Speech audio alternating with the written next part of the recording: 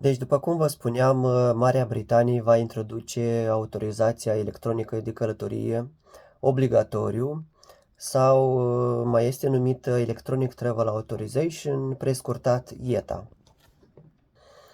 Ea va fi obligatorie pentru cetățenii care au nevoie de viză ca să călătorească în Marea Britanie. Autorizația electronică de călătorie va fi valabilă 2 ani de zile și va fi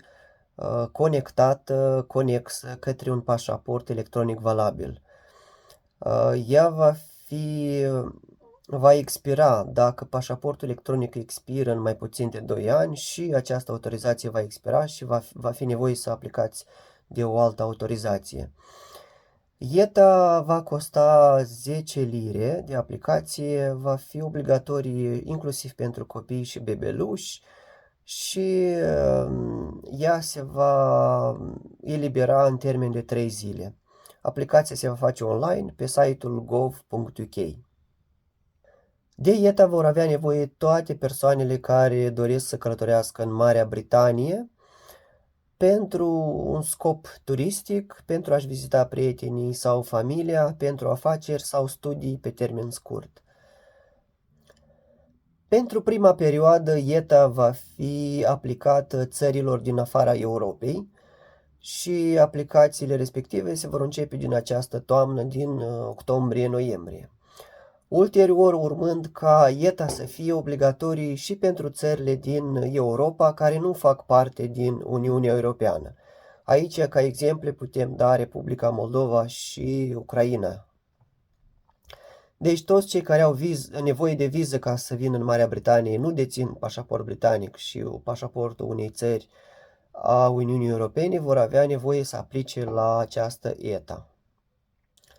Așa, treptat urmând ca ulterior Marea Britanie să introducă obligativitatea acestei autorizații electronice de călătorie și pentru cetățenii din Uniunea Europeană.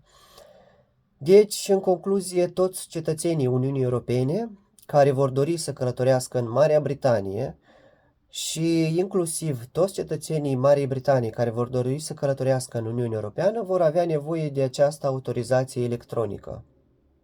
Data exactă nu se știe la moment, dar se preconizează să fie la sfârșitul anului 2024. Când aceste reguli vor fi introduse și voi ști mai multe detalii, voi face un video pe această temă. Autoritățile britanice promit să emită această ETA foarte repede și la toată lumea, dar dacă veți primi refuz, ei promit că vor explica motivul refuzului și toți pașii care vor trebui să faceți mai departe pentru a putea intra și a putea călători în Marea Britanie. De regulă va fi nevoie să obțineți o viză standard, o viză de muncă temporară sau o viză de tranzit în cazul celor care doar tranzitează Marea Britanie. Respectiv, nu veți avea nevoie de ETA dacă dețineți pașaportul britanic sau irlandez. Deci, ca să intrați în Marea Britanie și sunteți cetățean britanic, nu veți avea nevoie de ETA ca să veniți în Marea Britanie. În schimb, veți avea nevoie de ETA ca să ieșiți din UK spre una din țările membre ale Uniunii Europene. Ce ar mai fi de spus? Cred că cam atât am avut de comentat la acest subiect. Dacă aveți întrebări, adăugați-le în comentarii, distribuiți acest video, dați-i like, un coment și distribuiți mai departe dacă credeți că este util. Pe curând și toate cele bune!